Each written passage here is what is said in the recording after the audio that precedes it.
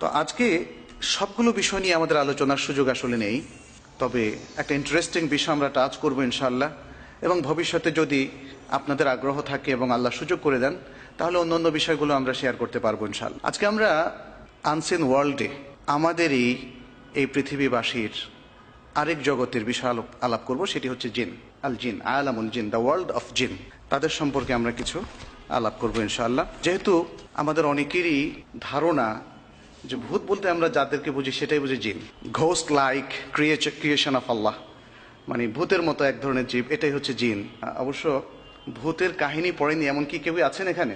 মনে হয় না। আমরা ছোট সময় থেকে ভূতের কাহিনী পড়েছি, ভূত সম্পর্কে জানি, অনেক আজগুবি ধরনের গল্প। আর আমি নিজেও ভূতে পাওয়া মানুষকে দেখেছি, অর্থাৎ দাবি করা হচ্ছিল যে হ্যাঁ তাকে ভূতে ধরেছে ইত্যাদি, এই সমস্ত কিছু। একটা ভুল ধারণা আছে এই ভূতরা হচ্ছে জিন, বা জিন বলতে ভূতদেরকে বোঝানো হয়, কিন্তু আসলে ধারণাটা ঠিক পুরোপুরি তেমন নয়। আল কোরআনের মধ্যে অনেকে আমাদের মধ্যে আজকের আধুনিক যুগের আধুনিক মনস্ক শিক্ষিত মানুষ আমরা দেখি যে তারা জিনে বিশ্বাসই করতে চান না। তারা ভাবেন যে যেহেতু সায়েন্টিফিক্যালি এগুলোকে আমরা প্রুভ করতে পারি না, অতএব বিশ্বাসের কোনো প্রয়োজন নেই। এখানে একটা বিষয় বলে নেই, এই যে এই ধারণাটা আমাদের মধ্যে আজকে ইভেন মুসলিম সোসাইটিতেও প্রবল হয়ে উঠেছে কেন? মানে একটা বিষয় আমরা লক্ষ্য করছি যে সায়েন্টিফিক্যালি প্রুভড না এরকম অনেক কিছুকেই আমরা কিন্তু বিশ্বাস করছি। সবচেয়ে আধুনিক মনস্ক যিনি, তিনিও কিন্তু বিশ্বাস করছেন অনেক কিছুতে, এবং এটা বাস্তব। মহাশূন্য সবকিছু কি আমাদের কাছে আছে, জানা আছে? আর যেটা জানা নেই সেটাকে সবসময় অবিশ্বাস করার প্রবণতা, এটা তো ঠিক নয়। এটা যদি সায়েন্সের যে জিনিসগুলো এখনো এক্সপ্লোরড হয়নি সেক্ষেত্রে প্রযোজ্য হয়, তাহলে রিলিজিয়নের ব্যাপারে প্রযোজ্য হবে না কেন? বিশেষ করে রিলিজিয়নের ক্ষেত্রে সোর্স অফ নলেজ হচ্ছে ওহী। আমরা সাহস করে অনেকেই হয়তো ওহীর অনেক কিছু অস্বীকার করছেন, আবার অনেকেই সাহস করে পুরোটা অস্বীকার করছেন না, আবার অনেকে পুরোটা বিশ্বাস করছেন। বিশ্বাস যদি করতে হয় তাহলে সায়েন্স এবং ওহী এর মধ্যে কনফ্লিকশন তৈরির কোনো প্রয়োজন নেই। তাহলে আনসিন ওয়ার্ল্ডের অনেক কিছুই, মানে যেটা বাস্তবেও আমাদের অজানা, আমরা যদি তাতেও বিশ্বাস স্থাপন করি, নেগেটিভ সেন্সে না নিই, তাহলে ইসলামের অনেক বিষয় যেগুলো আমাদের ফিজিক্যালি প্রুভ করার কোনো সুযোগ নেই, সেগুলোকে অস্বীকার করার কোনো কারণ আসলে নেই। আমরা দেখি যে আল কোরআনের মধ্যে আল্লাহ রাব্বুল আলামিন সূরা জিন সম্পর্কে ব্যাপক আলোচনা করেছেন অনেকগুলো সূরাতে। আমি বলেছিলাম যে আমাদের অনেকেই জিনকে অস্বীকার করার একটা প্রবণতা তাদের মধ্যে আমরা দেখি, এবং তারা অস্বীকার করেন। কিন্তু যারা কোরআনে বিশ্বাস করেন তাদের পক্ষে কি সম্ভব জিনকে অস্বীকার করা? যেহেতু আল কোরআনের মধ্যে জিন সম্পর্কিত ব্যাপক আলোচনা আছে, একটা সূরার নামই তো আছে আল জিন, সূরাত আল জিন, এবং সেই সূরার প্রায় অর্ধেক অংশেই জিনের আলোচনা। আমরা একটু পড়ে দেখবো আয়াতগুলো ইনশাআল্লাহ। এরপরে সূরা আল আহকাফের মধ্যে 29 থেকে 32 নম্বর আয়াত পর্যন্ত ভালো জিনরা কিভাবে তারা আচরণ করেন এবং কি কাজ করেন সে সম্পর্কিত সুন্দর একটা ডেসক্রিপশন সেখানে আছে। তারপরে সূরা আল হিজরের মধ্যে সূরা জিন সম্পর্কে আলোচনা আছে, যে সূরাটা আপনারা সবাই জানেন, সূরা আন-নাস। কি বলা হয়েছে শেষে? মিনাল জিন্নাতি ওয়ান নাস। সেখানে জিন এবং ইনসানের মধ্য থেকে যারা শয়তান তাদের কথা বলা হয়েছে। এভাবে আরো অনেকগুলো সূরাতে আমরা দেখব ইনশাআল্লাহ, আলোচনার মধ্যে আসবে যে জিন সম্পর্কিত আলোচনা এসেছে। আমরা একটু মানে জিন সম্পর্কে সবারই একটা কিউরিওসিটি আছে যে ইসলামের দৃষ্টিতে জিনের যে ইতিহাস, তাদের সৃষ্টি থেকে হয়েছে, কিভাবে হয়েছে, তারা কোথায় থাকে, এই বিষয়গুলো সম্পর্কে একটু আলোচনা করে নেই। সূরা আল হিজরের মধ্যে জিনকে কোন বস্তু থেকে আল্লাহ তাআলা সৃষ্টি করেছেন সে সম্পর্কিত তথ্য রয়েছে। যেমন আল্লাহ তাআলা বলেছেন ওয়াল জান্না খালাকনাহু মিন ক্বাবলু মিন নারিস সামুম। এর আগে তিনি আল্লাহ তাআলা বলেছেন মানুষকে তিনি সৃষ্টি করেছেন ঠনঠনে শুষ্ক কালচে মাটি থেকে, মিন হামা মাসনুন, ঠনঠনে শুষ্ক কালচে মাটি থেকে। আর বলেছেন আর জিনকে আমি তাদের পূর্বে, অর্থাৎ মানব সৃষ্টির আগে তাদেরকে সৃষ্টি করেছি উত্তপ্ত অগ্নিশিখা থেকে, উত্তপ্ত অগ্নিশিখা থেকে। আর সূরা আর রহমানের মধ্যে, আর রহমান অনেকেরই মুখস্থ আছে সূরাটা, আর রহমানের মধ্যে আল্লাহ তাআলা বলছেন ওয়া খালাকাল জান্না মিন মারজিম মিন নার, আর প্রবল অগ্নিশিখা থেকে তিনি জিনকে সৃষ্টি করেছেন। তাহলে সূরা রহমানের মধ্যেও আমরা পেলাম জিনের ঘটনা, সূরা আল হিজরের মধ্যে সে কথাটি বলা হয়েছে। তাহলে জিনকে সৃষ্টি করা হচ্ছে অগ্নিস্ফুলিঙ্গ থেকে বা অগ্নিশিখা থেকে। তাহলে এটা হচ্ছে জিনের সংজ্ঞা। আল্লাহ তাআলা মানুষকে সৃষ্টি করেছেন প্রায় 9টারও বেশি স্পষ্ট আয়াত আছে। মানুষকে, প্রথম যে মানুষ আদম আলাইহিস সালাম, তাকে সৃষ্টি করেছেন মাটি থেকে, কাদা মাটি থেকে, এবং যেটা বলা হয়েছে মিন হামাইম মাসনুন, ঠনঠনে শুষ্ক কালচে মাটি থেকে। আর জিনকে সৃষ্টি করেছেন তিনি উত্তপ্ত অগ্নিশিখা থেকে। তাহলে মানুষের সংজ্ঞা, যদি সৃষ্টিগত সংজ্ঞা বলি, তাহলে মানুষের সংজ্ঞা হচ্ছে যাকে মাটি থেকে আল্লাহ সৃষ্টি করেছেন, আর জিনকে সৃষ্টি করেছেন অগ্নি স্ফুলিঙ্গ বা অগ্নি শিখা থেকে। এ সম্পর্কিত হাদিসও রয়েছে একাধিক। কখন তাদেরকে সৃষ্টি করা হয়েছে সে তথ্যটাও কিন্তু আমরা সূরা আল হিজরের মধ্যে পেয়ে গেলাম। মিন কাবলু, আই মিন কাবলিল ইনসান, মানুষ সৃষ্টির আগে। আল্লাহ তাআলা জিনদের যে নেচার, সৃষ্টিগত যে বৈশিষ্ট্য, সেটাও তুলে ধরেছেন আরেকটি সূরায়, সেটি হচ্ছে সূরা আল আরাফের মধ্যে। আল্লাহ তাআলা বলছেন, ওয়ালাকাদ যারানা লিজাহান্নামা কাসীরাম মিনাল জিন্নি ওয়াল ইনস, আমি জাহান্নামের জন্য সৃষ্টি করেছি অনেক জিন এবং অনেক মানুষকে। এখানে যদিও আল্লাহ তাআলা বলছেন আল্লাহ তাদেরকে জাহান্নামের জন্য মানে ফিক্সড করে ফেলেছেন, ব্যাপারটা মানে এইভাবে বুঝলে হবে না, বরং আল্লাহ সৃষ্টি করেছেন সমস্ত মানুষকে, সমস্ত জিনকে। তাদের মধ্যে যারা ভালো কাজ করবে তাদের জন্য আল্লাহ তাআলা জান্নাত নির্ধারণ করেছেন, আর যারা খারাপ করবে তাদের জন্য জাহান্নাম নির্ধারণ করেছেন। এটা কি আল্লাহ তাআলা তার আরেকটা এক্সপ্রেশন এখানে তিনি আমাদের সামনে পেশ করেছেন, যে মানুষ, একদল জিনকে একদল মানুষকে তিনি জাহান্নামের জন্য সৃষ্টি করেছেন। এরপরে বলা হচ্ছে যাদেরকে তিনি জাহান্নামের জন্য সৃষ্টি করেছেন তাদের বৈশিষ্ট্য হলো লাহুম কুলুবুন লা ইয়াফকাহুনা বিহা, তাদের হৃদয় থাকবে, হার্ট থাকবে, but they will not comprehend and they will not understand by their heart. তারা তাদের হৃদয় দিয়ে কোনো কিছু অনুভব করবে না, সত্যকে অনুধাবন করবে না।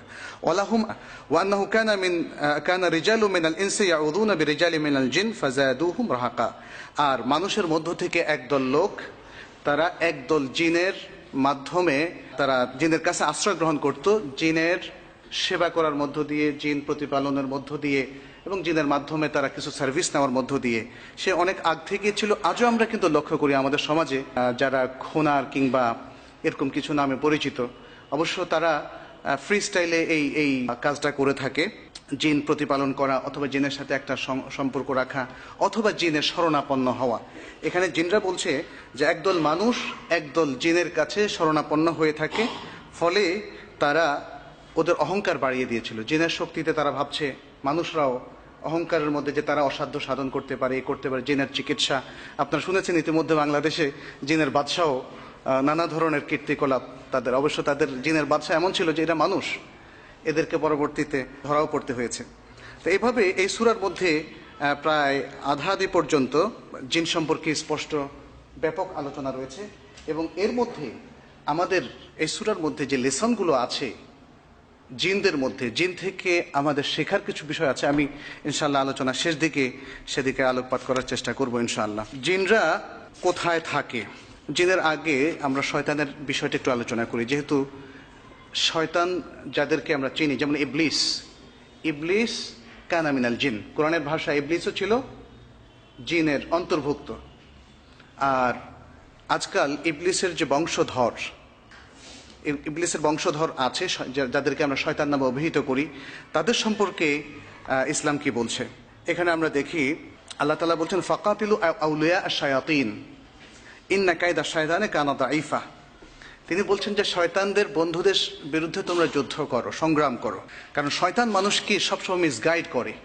অতএব একটা রেসিস্টেন্স আমাদের গড়ে তুলতে হবে শয়তানের বিরুদ্ধে, যেহেতু শয়তান হচ্ছে সব ধরনের ইভলের সিম্বল, সব ধরনের মন্দ এবং অমঙ্গলের সিম্বল। সে কথাটি এখানে বলা হচ্ছে যে শয়তানের বন্ধুদের এবং সাঙ্গপাঙ্গ যারা রয়েছে তাদের বিরুদ্ধে তোমরা সংগ্রাম করো, কারণ শয়তানের যে ষড়যন্ত্র সেটি কানা দাঈফা, অত্যন্ত দুর্বল। শয়তানের মূলটা কি? কোরআনে কিন্তু সে কথাটাও তুলে ধরা হয়েছে। শয়তানের মূল হচ্ছে যে ইবলিস, এবং তার শুরুটা কিরকম? প্রথমে তাকে, সে জিন হওয়ার পরেও তাকে ফেরেশতাদের সাথে থাকতে দেওয়া হয়েছিল, এবং এ কথাই সূরা বাকারার মধ্যে বলা হয়েছে ওয়াইদ কুলনা লিল মালাইকাতি ইসজুদু লিআদম, যখন ফেরেশতাদেরকে আমরা বললাম তোমরা আদমকে সিজদা করো, ফাসাজাদু, তারা সকলে সিজদা করলেন। ফেরেশতাদের সাথে ছিল ইবলিস, এবং ইবলিস তখন ফেরেশতাদের কলিগ ছিল এবং তাদের মতোই ভালো কাজের চর্চা করত। কিন্তু কখন সে শয়তান হলো? যখন সে আল্লাহ তাআলার এই নির্দেশকে অমান্য করলো। আল্লাহ তাআলা বলছেন ইল্লা ইবলিস, কিন্তু ইবলিস সে কোনো সিজদা করলো না, ওয়াস্তাক আবা ওয়াস্তাকবারা, সে অহংকার করলো, সে অস্বীকার করলো সেজদা করতে, ওয়া কানা মিনাল কাফিরিন, এবং সে কাফিরদের অন্তর্ভুক্ত হয়ে গেল। তাহলে এই হলো শয়তানের শুরু, এটাই হচ্ছে শয়তানের প্রথম ইতিহাস। এবং তারপরে যারা ইবলিসের সাঙ্গপাঙ্গ ছিল, পরবর্তীতে তারা আস্তে আস্তে শয়তানের যে বংশধর এবং মানুষের যে শত্রু হওয়া শুরু করলো, সে কথাটি কোরআন আমাদের সামনে চমৎকারভাবে তুলে ধরেছে। কোরআন বলেছে যে শয়তান হচ্ছে তোমাদের চিরতর শত্রু, সুতরাং শয়তান থেকে তোমরা বেঁচে থাকো। আর ইবলিস যে জিনের অন্তর্ভুক্ত, সে কথাটি সূরা আল কাহফের মধ্যে এসছে, ইল্লা ইবলিস কানা মিনাল জিন্নি ফাফাসাকা আন আমরি রাব্বিহি। ইবলিস জিনদের অন্তর্ভুক্ত এবং সে পরবর্তীতে তার প্রভুর নির্দেশকে সে অমান্য করেছিল। ইবলিস বা শয়তানের যে ছবি, যে পিকচার, যে অ্যাপিয়ারেন্স, সেটা কিন্তু কদর্য, সেটা ভয়ঙ্কর, সেই চেহারা মানে সুখকর কোনো স্মৃতি নয়। এবং সে কথাটি কোরআন এভাবে তুলে ধরেছে, ইন্নাহা শাজারাতুন তাখরুজু ফি আসলিল জাহিম। এটি হচ্ছে একটি বৃক্ষ, শাজারাতুন তাখরুজু, যেটাকে জাক্কুম বৃক্ষ বলা হয়। এই জাক্কুম বৃক্ষটা এমন ভয়ঙ্কর, যদি যেটা যেটা জাহান্নামী যারা হবে তাদেরকে খাবার দেওয়া হবে, এবং যেটা পেটে গেলে বের হওয়ার সময় তার শরীরের ভেতরের সমস্ত বিষয়, সমস্ত পেটে যা কিছু আছে, পাকস্থলী সহ সব কিছু বের হয়ে যাবে। এই ভয়ঙ্কর গাছটি জাহান্নামের মধ্য ভাগে আছে, কেন্দ্রে রয়েছে, এবং বলা হয়েছে তলউহা কাআন্নাহু রুউসুশ শায়াতিন। এর যে শাখা প্রশাখা, গাছের যে বিস্তৃতি, এটা হচ্ছে শয়তানের মাথার মতো। তো এটা দিয়ে মূলত ইন্ডিকেট করা হচ্ছে তার অ্যাপিয়ারেন্স হচ্ছে ভয়ঙ্কর, দেখতে ভয় পাওয়ার মতো এরকম। তারপরে শয়তানের যেই জিন শয়তান, তার দুটো শিংয়ের কথাও কিন্তু বলা হয়েছে হাদিসের মধ্যে। যেমন বলা হয়েছে যে তোমরা তোমাদের সালাত যখন ঠিক সূর্য উঠে অথবা যখন সূর্য অস্ত যায় এই সময় পড়ো না, কারণ এই সময় সূর্য শয়তানের দুই শিংয়ের উপর দিয়ে উঠে। সাইন্টিফিক ইন্ডিকেশন অথবা হাদিসের মধ্যে সাইন্টিফিক ইন্ডিকেশন হিসাবে তারা দেখছে। তো সুতরাং এই বিষয়গুলো, ওহির যে ইনফরমেশন, বিশেষ করে যারা মুসলিম রয়েছেন তাদের সেগুলোর প্রতি দৃঢ় বিশ্বাস রাখতে হবে, যদিও সেটা আমরা সায়েন্টিফিক্যালি সরাসরি প্রুভ করতে না পারি। জিনদের খাবার কি? জিনরা কি খায় আপনাদের কারো জানা আছে? জিনরা মানুষের খাবার খেতে পারে, এটা অসম্ভব নয়, তবে তাদের প্রধান খাদ্য কি এটা হাদিসে এসছে, হাড় এবং গোবর, এ দুটো।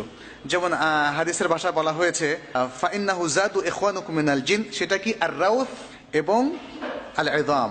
আল ইযাম মানে হচ্ছে হাড়, এবং রাউথ মানে হচ্ছে গোবর, অর্থাৎ গরুর যে উচ্ছিষ্ট সেটি।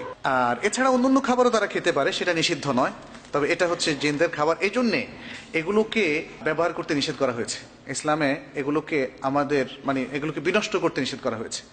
যে কোনো হাড়, সাধারণত পশুর যে হাড়, আমরা যে হাড়গুলো ফেলে দেই আমাদের খাবারের পরে, সেই হাড়গুলো তাদের খাদ্য। এই জিনরা কি বিবাহ করে, তাদের কি বংশবিস্তার হয়?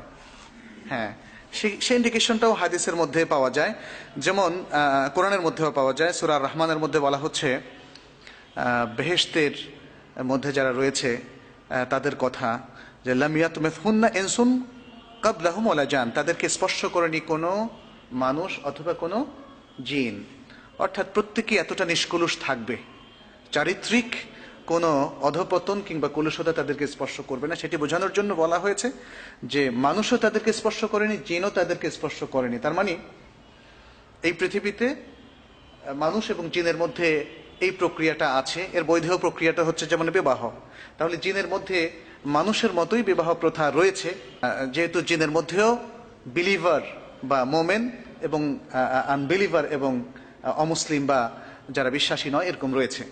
সুতরাং বিবাহ প্রথা তো অনুসরণ করবে তারাই যারা সাধারণত বিশ্বাসী, এবং অন্য ধর্মের মধ্য থেকেও যারা আসমানি কিতাব গ্রন্থ প্রাপ্ত হয়েছিল তাদের মধ্যেও বিবাহ আছে। অবশ্য পৃথিবীর যে কোনো ধর্মের মধ্যেও বিবাহ আছে, কিংবা যারা ধর্ম মানে না তাদের মধ্যেও বিবাহ দেখা যায়, যদিও আজকাল এই প্রথাটার প্রতি অনেকেই বিরাগভাজন হয়ে গিয়েছেন। কিন্তু ইসলামের বিধান হচ্ছে বিবাহ প্রথাটাই হচ্ছে বংশ প্রক্রিয়া বৃদ্ধির বা দাম্পত্য সম্পর্ক স্থাপনের একমাত্র বৈধ পদ্ধতি, সেটা জিনের মধ্যে আছে। এবং এভাবে জিন তাদের বংশ বৃদ্ধি করে থাকে। সে কথাটি সূরা আল কাহফের মধ্যে এসেছে, আফাতাত্তাখিযুনাহু ওয়া যুররিয়াতাহু আউলিয়া মিন দুনি ওয়া হুম লাকুম আদু। শয়তানের কথা বলা হচ্ছে যে আমাকে ছেড়ে, আল্লাহ বলছেন আমাকে ছেড়ে তোমরা কি শয়তানের সাঙ্গপাঙ্গদেরকে এবং তার বংশধরদেরকে বন্ধু হিসাবে গ্রহণ করবে, অথচ তারা তোমাদের জন্য শত্রু। এখানে স্পষ্টভাবে বোঝা যাচ্ছে যে জিনরাও তাদের বংশবৃদ্ধি করে, তাদের মধ্যে বিবাহ প্রথা আছে। এই নিয়ে আরো অনেকগুলো বিষয় আছে, যেমন তারা কি খায়, তারা আদৌ খায় কিনা, এখানে নানা ধরনের গবেষণা আছে। কারো কারো মত যে না, তারা কিছু খায় না, কিন্তু আমরা স্পষ্ট হাদিস থেকে জানলাম যে না, তাদেরও খাদ্য আছে। আরেকটি বিষয়, এই ধরনের গল্প মনে আমরাও শুনেছিলাম যে গ্রামে সাধারণত এই জিনিসগুলো ঘটতে দেখা যায়, যে বিশেষ করে মেয়েদেরকে যখন কোনো জিনে ধরে তখন বলা হয় যে জিনে তাকে নিয়ে গিয়েছে এবং বিয়ে করেছে। এরকম একটা মাসালাও আছে যে মানুষ এবং জিনের মধ্যে আসলে কি বিবাহ হতে পারে কিনা। এই বিষয়টা দেখা গিয়েছে যে ওলামাদের মধ্যে অনেকেই বা স্কলারদের মধ্যে অনেকে উল্লেখ করেছেন। এটা অসম্ভব নয়, যেটা আমরা বলবো সেটা অসম্ভব নয়, তবে এটা অস্বাভাবিক ঘটনা। এটা যদি ঘটে অস্বাভাবিক ঘটনা, যেহেতু আমরা বলেছি জিন সত্য, জিন আল্লাহর একটা সৃষ্টি। কোরআনে এবং হাদিসের মধ্যে এত ব্যাপকভাবে জিনের কথা এসছে যে এটাকে মুসলিম মাত্র কেউই এটাকে অবিশ্বাস করার কোনো সুযোগ নেই।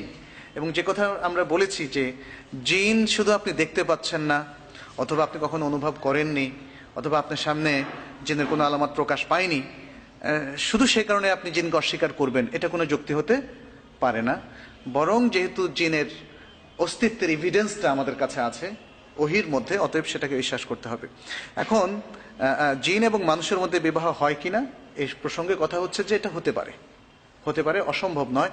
তবে এর মধ্য দিয়ে বংশবৃদ্ধি হওয়ার কোনো ঘটনার নজির আমাদের কাছে নেই। এই জিনদের কত বছর তারা বাঁচে এবং তাদেরকে মৃত্যু হয় কিনা, আমরা দেখি যে জিনদের একটা দীর্ঘ বয়স আছে, তারা সেটা পেয়ে থাকে।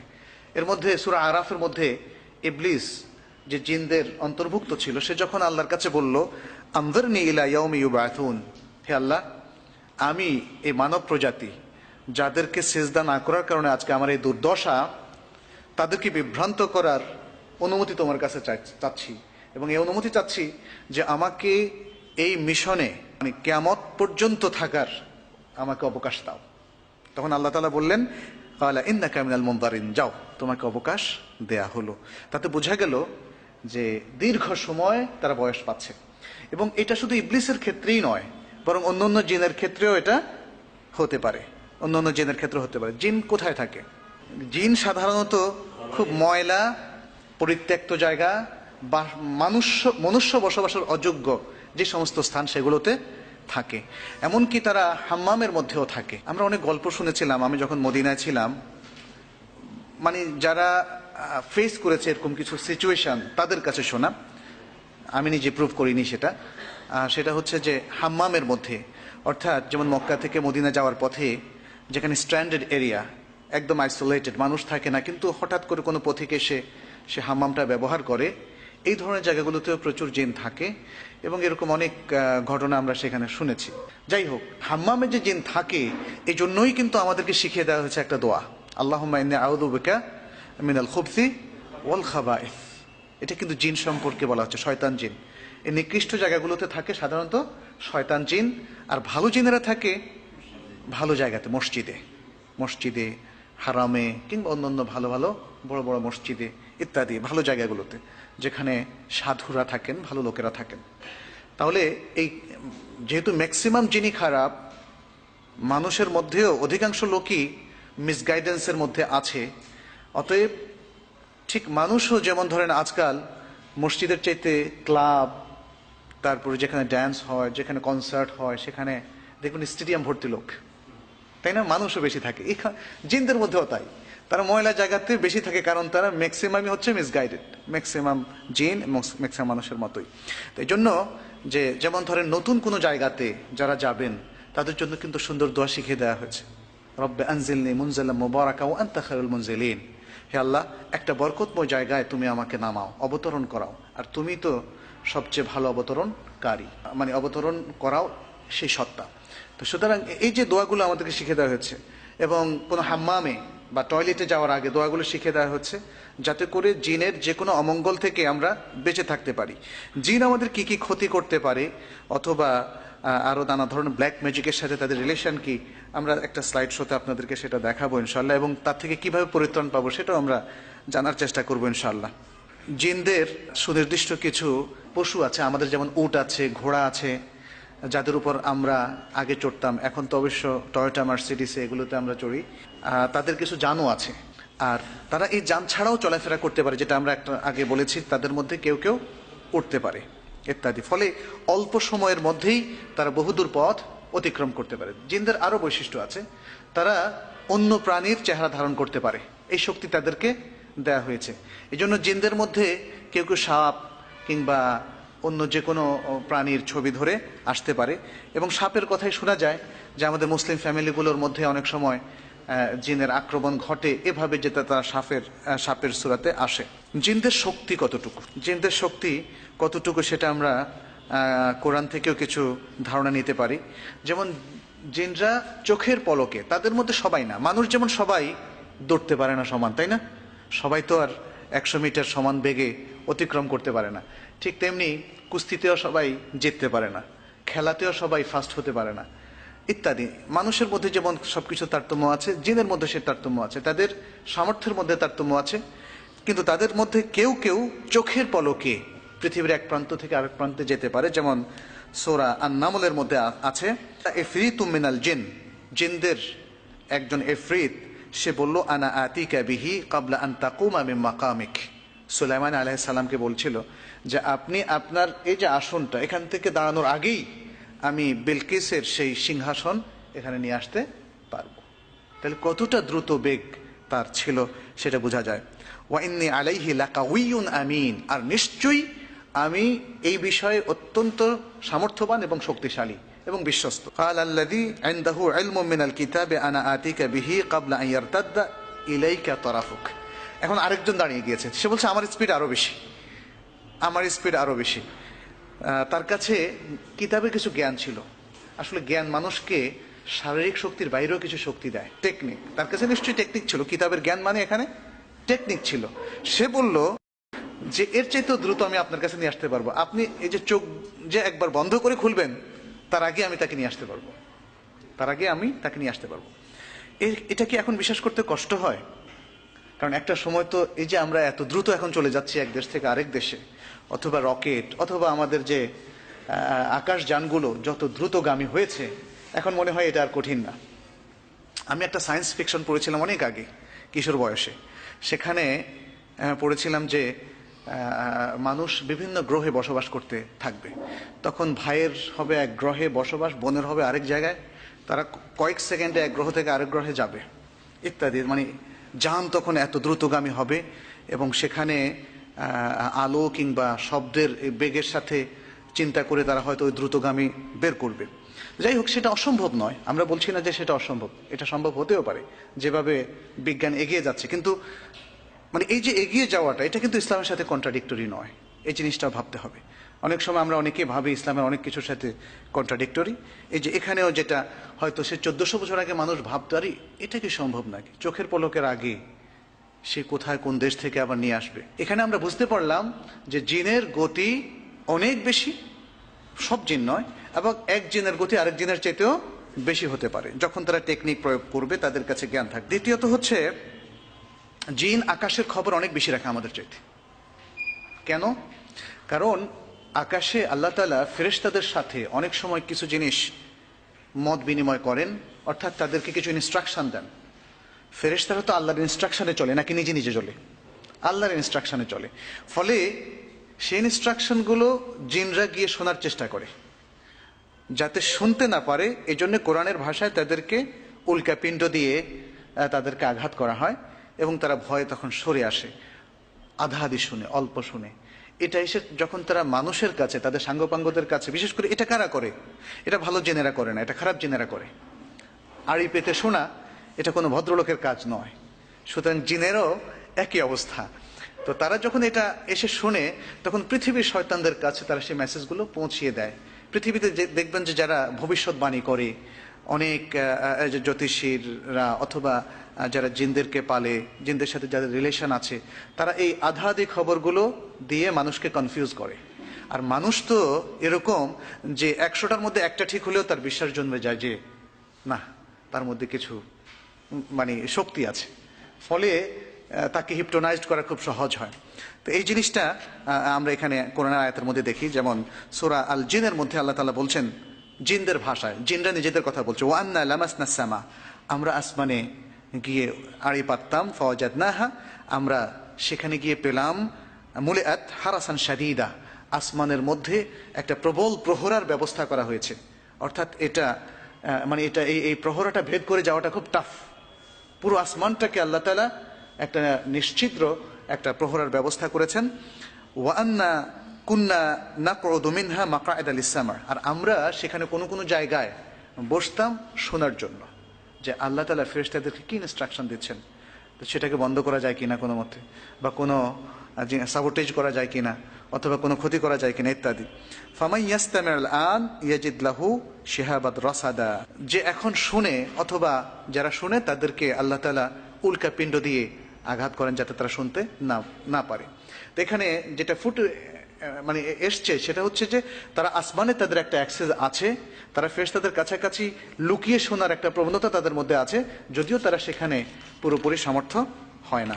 তাদের বিভিন্ন কাজের কথাও সূরা সাবার মধ্যে এসছে, সূরা সাবার 12 থেকে 13 আয়াতের মধ্যে এসছে যে তারা যেমন সুলাইমান আলাইহিস সালামের রাষ্ট্র অনেক কাজ করেছে, এখনো তারা করে, কিন্তু তারা তাদের কাজ সব কাজের ডেসক্রিপশন আসেনি। সুলাইমান আলাইহিস সালাম তারা কি করেছিল, মেহরাব তৈরি করেছিল এবং বাইতুল মাকদেসের অনেকগুলো স্থাপনা তারা তৈরি করেছিল, এবং সেই কাজটা কমপ্লিট হওয়ার জন্য আল্লাহ তাআলার পক্ষ থেকে যে একটা বিশেষ উইজডম কাজ করেছিল যে সুলাইমান আলাইহিস সালাম মারা গিয়েছেন, কিন্তু জিনরা সেটা বুঝতে পারেনি। এখানে জিনদের কিছু ব্যর্থতাও দেখা যায়, যে তারা যে প্রবল ক্ষমতা সম্পন্ন, তারা যে সবকিছু বুঝে, ব্যাপারটা মোটেই তা নয়, বরং তারাও টের পায়নি। যেহেতু সুলাইমান আলাইহিস সালামের যে তিনি ইন্তেকাল করেছেন, তার হাতে লাঠি ধরা ছিল, সে অবস্থায় একটা লম্বা টাইম চলে গিয়েছে। যখন স্থাপনার কাজগুলো শেষ হয়ে গেল, তখন দেখা গেল যে উই পোকা বা এই জাতীয় ওই লাঠিটা খেয়ে ফেললো, তখন তিনি পড়ে গেলেন। আর তখন জিনরা বুঝতে পারলো যে সুলাইমান আলাইহিস সালাম তো অনেক আগেই মারা গিয়েছেন। এবং তারা যদি আগে বুঝতে পারতো, কোরআনের আয়াত এভাবে বলা হয়েছে যার অর্থ তারা যদি বুঝতে পারতো, তাহলে তারা বলতো তাহলে এত কষ্ট গলদঘর্ম তো আমাদেরকে হতে হতো না। তাহলে দেখা যাচ্ছে যে তারাও বিভিন্ন ধরনের শৈল্পিক কাজকর্মে বা দুনিয়ার কাজকর্মে তারাও দক্ষ, এবং কোনো কোনো ক্ষেত্রে তারা মানুষের চাইতেও দক্ষ।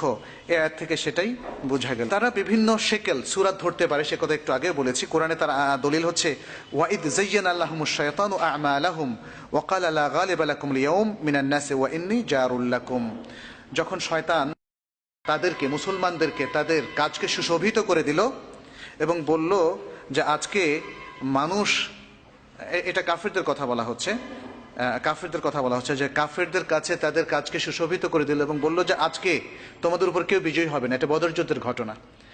কাফেররা যারা মদিনা এসেছিল মুসলমানদেরকে নিশ্চিহ্ন করার জন্য, তখন শয়তান তাদেরকে হেল্প করছিল, নানাভাবে ইন্ধন যোগাচ্ছিল আর সাহস যোগাচ্ছিল, বলছিল তোমাদের পরাজিত হওয়ার কোনো কারণ নেই, তোমরাই বিজয়ী হবে।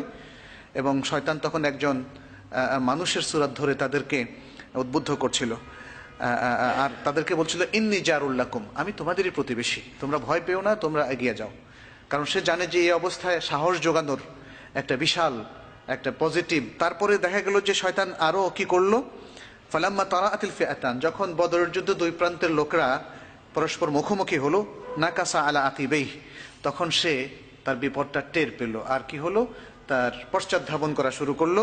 ওয়াকালা ইন্নী বারিউম মিনক, তখন পরাজিত শক্তিকে সে বলল কি, ইন্নী বারিউম মিনক, তোমাদের সাথে আমার আর কোনো সম্পর্ক নাই। শয়তানের এই হচ্ছে স্বভাব, যে যাদেরকে সে সাহস যোগালো, যাদের সে সহযোগী, তাদেরকে ছাড়তেও সে কার্পণ্য করে না। ইন্নী আরা মা লা তারাউন, আমি যা দেখি তোমরা তা দেখো না। কি কাদেরকে দেখেছিল? ফেরেশতাদেরকে দেখেছিল, কারণ তখন মুসলমানদের সাহায্যে এসেছিল ফেরেশতারা। সেটাও কিন্তু সূরা আলে ইমরানের মধ্যে বলা হয়েছে যে মুসলমানদের সাহায্যে প্রচুর ফেরেশতারা নাজিল হয়েছিলেন। এই ফেরেশতারা নানাভাবে তাদের মানসিক শক্তিকে জাগিয়ে তুলেছেন, তাদেরকে সাহায্য করেছেন।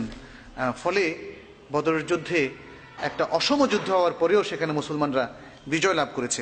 তো এখানে যেটা আমরা দেখতে পাচ্ছি, শয়তানের ডুয়েল ক্যারেক্টার, এবং দেখতে পাচ্ছি যে সে একবার বন্ধুর ভূমিকা, আরেকবার পলায়ন পর এক শত্রুর ভূমিকায়, এভাবে সে এখানে এসেছে।